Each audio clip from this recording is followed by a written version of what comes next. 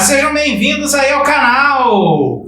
Para quem tem curiosidade sobre o tema, hoje a gente fala aqui sobre direitos humanos. A maior confusão que a gente faz sobre direitos humanos é confundir direitos humanos com direito do homem com direitos fundamentais. Mas se é direitos humanos, é claro que é direito do homem. Isso pode ser no popular, isso pode ser lá fora. Agora, quando a gente está falando do âmbito do mundo jurídico, direitos do homem, direitos humanos e direitos fundamentais são três institutos diferentes, distintos e com características próprias. Quer ver? Direito do homem. Direito do homem basta você ser homem. Não precisa ter uma lei para falar que você tem aquele direito, não. E quando eu falei que basta você ser homem, pode ser mulher também, pode ser criança. Pode ser velho, pode ser bonito, pode ser feio, pode ser alto, pode ser baixo. De todo jeito.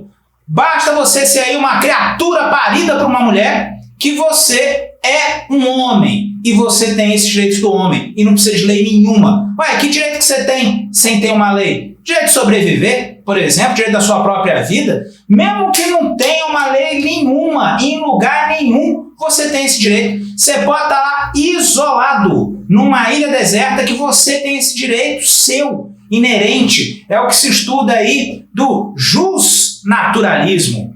Já os direitos humanos, aqui é importante. Galera aí que está estudando para concurso, principalmente carreiras policiais, carreiras jurídicas, e cai direitos humanos na sua prova, fica esperto.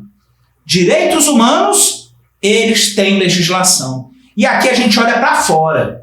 A legislação que a gente olha aqui é internacional, a gente olha num contexto globalizado. A gente fala de legislação francesa, a gente fala de alemã, a gente fala de Constituição mexicana. Olha quanta coisa. E claro que também fala da brasileira, porque a gente também está no mundo.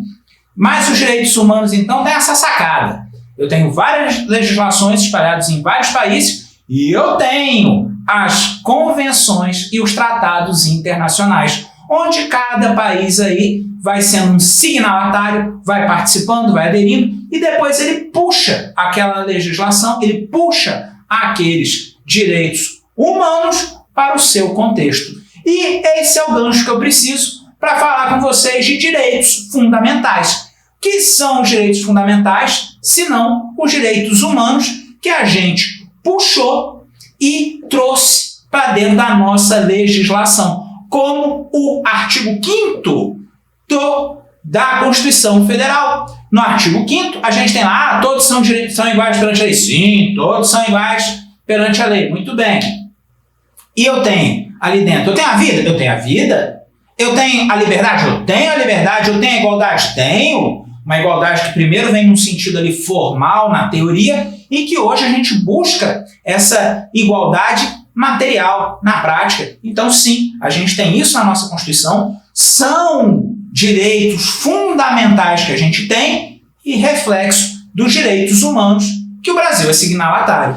Então, para ficar bonito isso aqui, também sempre cai em prova, tá? Sempre cai em prova as gerações ou dimensões dos direitos humanos.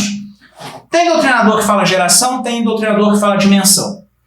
O doutrinador que fala em geração é um doutrinador clássico, não está errado. Muitas provas cobram assim. Primeira geração, segunda geração, terceira. A gente já está vivendo aí a quarta, quinta, sexta. Já tem doutrinador mais avançadinho que está falando que já tem a sétima, oitava, nona. Enfim. E tem outros doutrinadores que chamam essas gerações de dimensões. Por que essa diferença de geração para dimensão? Quem critica o termo geração fala que geração parece que foi ultrapassado, que ficou lá atrás, e não é bem assim, porque os direitos de primeira, segunda e terceira geração, a gente tem eles até hoje. Então eles preferem chamar de dimensão. Você, na sua prova, vai usar qual termo? Geração ou dimensão? Primeiro de tudo, se você estiver fazendo primeira fase de concurso, que é aquela fase objetivo, de múltipla escolha, você tem que conhecer os dois termos, porque o que cair na tua prova, você sabe de qual assunto que está falando. Numa primeira fase, eles não vão te perguntar se é dimensão, se é geração, já vai vir na questão. São direitos de primeira geração, aí vai estar lá a opção para você marcar. São direitos de segunda dimensão, e vai estar lá para você marcar. Mas se falou geração ou se falou dimensão na primeira fase, você sabe que está falando do mesmo assunto. Numa segunda fase, não. Se cai na segunda fase e aí você fica na dúvida, eu falo geração ou eu falo dimensão? Miguinho, segunda fase é escrita, segunda fase é munheca, segunda fase a gente quer ver o conhecimento que você tem, você vai falar dos dois. E você vai falar igual eu falei aqui agora, que quem usa o termo geração é um pessoal mais tradicional, mais conservador. E quem usa o termo dimensão já é mais moderno, mais atual, mais contemporâneo. E ainda tem uma meia dúzia de gato pingado que ainda chama de família. Não chama de geração, não chama de dimensão, chama de família. Mas esse aí é minoritário, não tem tanta preocupação neles agora não. Então, vamos falar aqui da primeira geração. A primeira geração dos direitos humanos, ela acontece quando? Ela acontece lá naquela transição de um Estado absolutista para um Estado liberal. A preocupação do cidadão era a opressão que ele tomava do próprio Estado. Ele não tinha direito. Ele não tinha direito, não dá nem para falar de direitos humanos nesse momento, porque não tinha.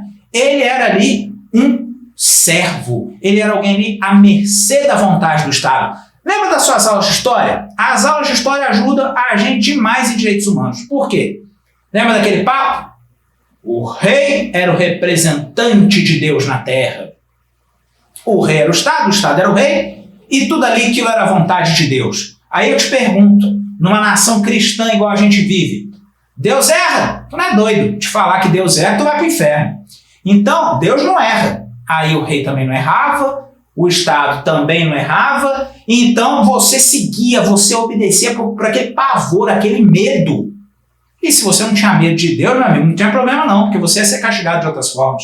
Então, foi necessário a gente sair desse modelo absolutista e começou o Estado a resguardar, a proteger direitos que, num contexto internacional, a gente chama eles de direitos humanos. E quando a gente traz aqui para terras tupiniquins, nós chamamos eles de direitos fundamentais. O que eu tenho na primeira geração? Eu tenho a vida. Sem dela não tem sentido nenhum outro.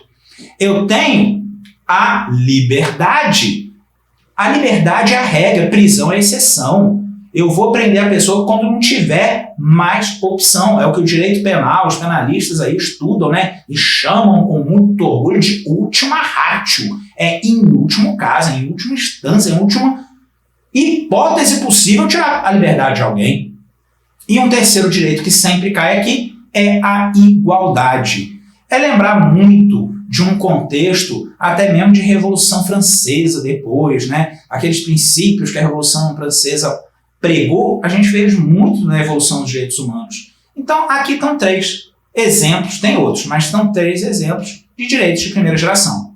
A vida, a liberdade e a igualdade. A igualdade num sentido formal, ela no papel, ela na teoria. A igualdade na prática, a gente está buscando ela até hoje. Falar de segunda geração com vocês. Segunda geração, ali eu já estou no second, né? No second de segunda geração. Então pega aí o S, o E e o C. Isso é macete, tá? O S, o E e o C. Direitos sociais, direitos econômicos e direitos culturais. O que cai na prova para vocês aqui? Educação, saúde e tantos outros serviços que o Estado começa a ter.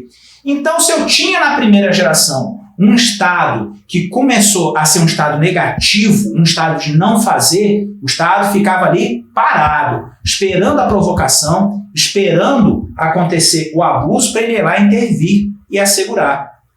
É a questão liberal. Num segundo momento, eu já tenho um Estado que ele deixa de ser negativo e ele passa a ser positivo, um Estado prestador de serviços. E viemos então até a terceira geração. A terceira geração eu tenho influência do final da Segunda Guerra Mundial, eu tenho uma preocupação aí globalizada com a humanidade e surgem outros direitos que ultrapassam o indivíduo.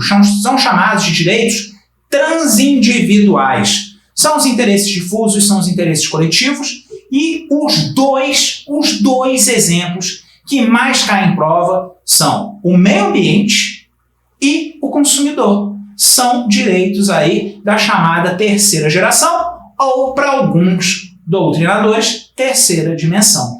Então, direitos humanos, cai as gerações, caem as características. Direitos humanos, cai outros tipos de dimensões, subjetiva e objetiva.